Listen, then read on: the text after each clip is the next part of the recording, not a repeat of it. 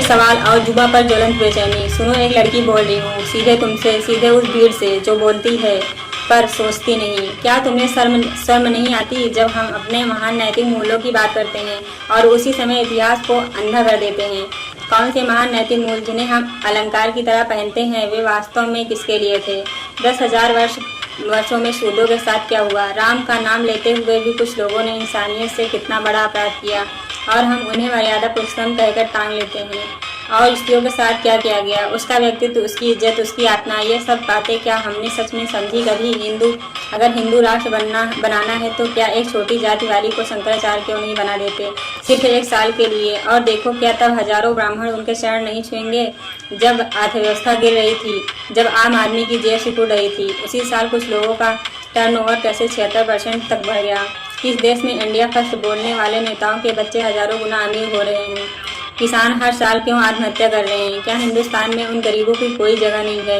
और अगर हिंदू खतरे में है तो क्या वह खतरा मुसलमानों से है या चक्र में घिरे नीतिकारों से है जो सत्ता और पैसों के लिए सब कुछ बेच देते हैं? और महिलाओं पर हुए अत्याचार के जो आंकड़े हैं, क्या यह सिर्फ आंकड़े हैं या हमारी शर्म का हिसाब? मैं आज तुमसे एक सीधी बात करूंगी, बिना शोर शराबे के, बिना नारेबाजी के, एक लड़की की सच्ची आवाज़ की तरह। यह कोई प्रहार नहीं, या कोई दस्तावेजी रिपोर्ट नहीं, या सिर्फ एक इंसान की तबीयती हलचल है। पर वही हलचल जब शब्द बनकर बाहर आती है तो ऊपर से नीचे तक हिला देती है। तुम्हें याद है ना, बचपन में स्कूल में वो लाइनें, सभी मनुष्य में समानता, हमने कितनी बार पढ़ा, कितनी बार परीक्षा के लिए रख लिया और फिर जीवन में वही रास्ता छोड़ दिया। कक्षा के भीतर तकियों पर लिखे आदर्शों को हमने अपने ज़रूरतों के हिसाब से मोड़ा, चुना और कभी कभी तो कुचल भी दिया। जब वही आदर्श बाजार, सत्ता और पहचान के आगे टिकने लगे तो पता चलता है कि व्यवहार और धर्म केवल शब्दों से बने रहते हैं और लोगों की जिंदगियां उन शब्दों के लिए भटकती रहती है। कसूर किसका है? क्या सिर्फ राजनेताओं का? क्या सिर्फ पूंजीपतियों का? या हमारी अपनी उदासीनता का भी? जब झूठ बड़े मंचों पर सच बन जाता है तब सच बोलना नाजायज़ नहीं, मुश्किल हो जाता है। तुम पूछते हो कि अगर यह हिंदू राष्ट्र बनाना चाहते हैं तो एक कम जाति की शंकराचार्य क्यों नहीं? मैं कहती हूँ क्योंकि धर्म को शक्ति बनाने वालों को डर है कि अगर वास्तविक समावेश दिख जाएगा तो उनका विशेषाधिकार ध्वस्त हो जाएगा। अधिकार की जड़ों से छेड़छाड़ करना उन्हें भयभीत करता है। हम सिर्फ कल्पना नहीं, या व्यवस्था का स्वाभाविक रूप है। जो सत्ता में है वही नियम बनाते हैं। हमारे देश की अर्थव्यवस्था पर बात करूं तो जब नोटबंदी और जीएसटी जैसे निर्णय आए जिनका असर आम आदमी की जेब पर पड़ा, कुछ लोगों को अकाउंट चढ़ गया। यह संयोग नहीं होता, यह संरचनात्मक असर है। जब बाजार के नियम बदलते हैं, जो पहले से संसाधन और कनेक्शन में संपन्न थे वे और अधिक समृद्ध हो जाते हैं। गरीब का श्रम सस्ता हो जाता है, मालिक का मुनाफा बढ़ जाता है और जब वही पार्टी जिसे तुम वोट देते हो उसी समय भारी दाम बढ़ा देती है। क्या यह सिर्फ संयोग है या शक्ति संरचनाओं की जीत? तुम चाहो तो इसे न्याय कह सकते हो, पर मैं इसे असमानता कहूँगी। वही बीमारी जिसका इलाज हमारा सच और सवाल ही कर सकते हैं। किसानों की बातें यह सिर्फ संख्या नहीं, या चेहरे हैं, कहानियां हैं। वे खेतों में खुद को खो देते हैं, कर्ज के बोझ तले दब जाते हैं और उनके पास आखिरी रास्ता रह जाता है आत्महत्या। क्या यह व्यवस्था की विफलता नहीं? जब किसी समाज के किसान नहीं बेचेंगे तो उनका पेट कैसे भरेगा?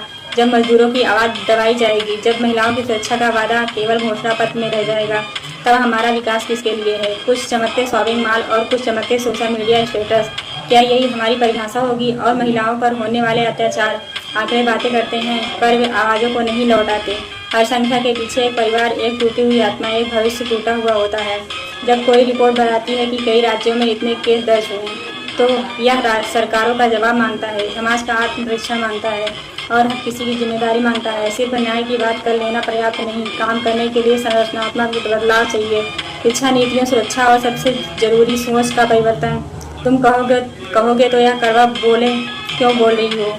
क्योंकि मैं देखती हूँ कि असल बातों को छुपाने के लिए बहुत कौशल पैदा हुआ है। मीडिया की चमक, धर्म की आड़ और राष्ट्रवाद की सुगम कहानियाँ, वे सब मिलकर एक पर्दा बनाते हैं और उस पर्दे के पीछे असलता बर्बाद हो रही है। हम, तुम और मैं, क्या हम अपने हिस्से की लड़ाई लड़ रहे हैं या हम रिवाजों और मौसम की तरह बदलते रहते हैं? कभी चिल्ला देते हैं, कभी मौन हो जाते हैं। अब एक पल ठहरो और सोचो, अगर तुम एक लड़की, एक लड़का या एक दर्शक हो, तुम किन सवालों को ऊपर रखना चाहोगे?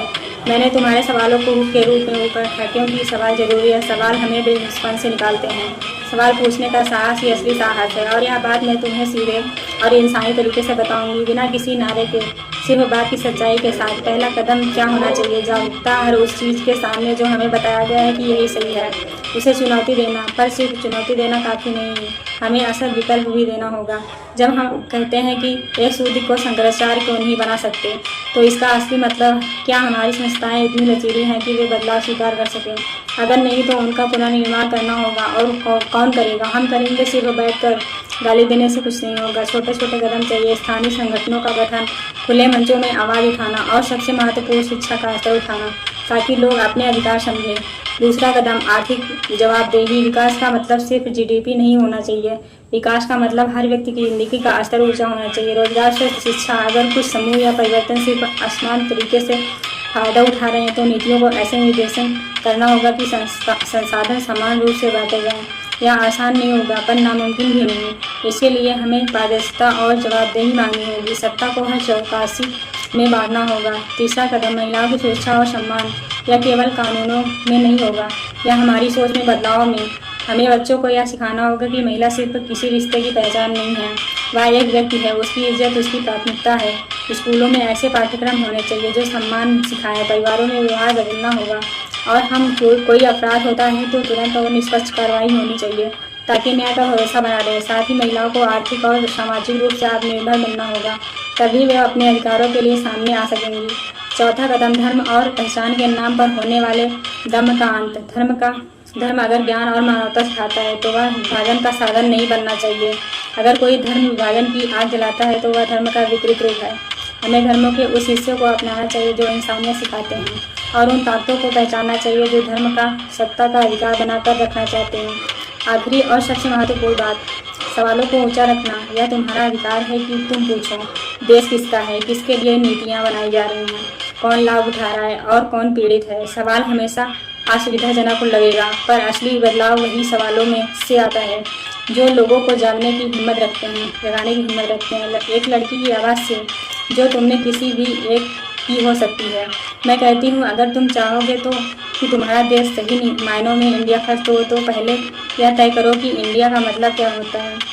सिर्फ कुछ चमकते शहर और अमीर परिवार नहीं। इंडिया वो है जहाँ किसान, मजदूर, महिलाएं, दलित, आदिवासी, मुसलमान सभी की जिंदगी का सम्मान हो। देश की ताकत वहाँ है जहाँ सबसे कमज़ोर की रक्षा सबसे पहले की जाती है। अगर तुम सच में देश को मजबूत बनाना चाहते हो तो पहले इंसान को मजबूत बनाओ, पहले सवाल मानवी बनाओ, तब जवाब देशभक्त बनेंगे। मैं तुम्हें फुसफुसाकर नहीं कह रही हूँ, मैं मांग कर कह रही हूँ। उठो, सवाल पूछो और फिर काम करो। वोट देना पर्याप्त नहीं, अपनी समझ, अपनी संवेदना और अपनी आवाज़ का इस्तेमाल करो। कोई नारा नहीं, सिर्फ ईमानदार कोशिश। लाइक करिए, शेयर करिए, कमेंट करिए। इसमें के साथ